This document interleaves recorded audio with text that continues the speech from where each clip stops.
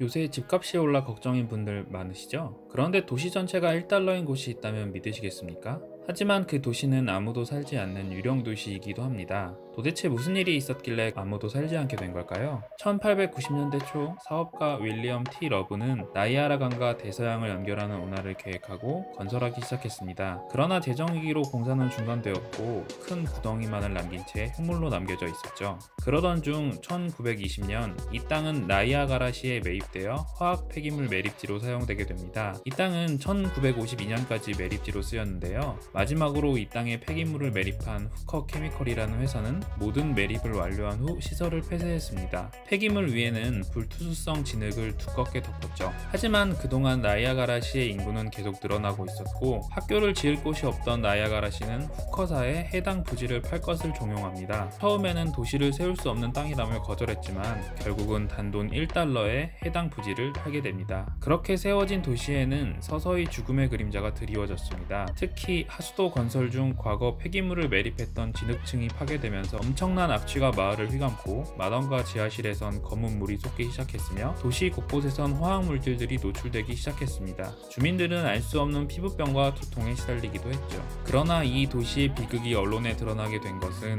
20여 년이 지난 1978년이 돼서였습니다. 결국 지미 카터 대통령 기획까지 들어가게 되자 이 도시 근방을 비상지역으로 선포하고 인근 주민들을 이주시키게 되었습니다. 그 후 행해진 조사 결과 벤젠을 포함한 발암물질 11가지가 노출되는 등 도시 전체의 토양이 오염되어 있음이 밝혀지죠. 당시 이 지역의 유산율은 다른 지역에 비해 4배나 높았고 출산한 아이들 중 대부분이 장애나 기형을 가지고 태어났다는 것이 확인되었습니다. 이후 3차례에 걸쳐 2억 5천만 달러라는 거금을 들여 복구를 시도했지만 해당 지역은 아무도 살 수 없는 죽음의 공간이 되었습니다. 아직도 유령 도시로 남아있는 것도 이 때문이죠. 이 사건은 처음 운하를 건설하려 했던 윌리엄 T. 러브의 이름을 따 러브 커넬 사건으로 불리게 되었습니다. 이 사건의 결과로 미국에서는 유해산업 폐기물 처리기금 관련법인 슈퍼펀드법이 제정되었는데요. 이후 슈퍼펀드법으로 찾아낸 러브 커넬 사건과 비슷한 지역이 미국 내에서만 2766곳으로 밝혀져 더 큰 충격을 주었습니다. 오늘은 1957년부터 1980년 사이에 일어났던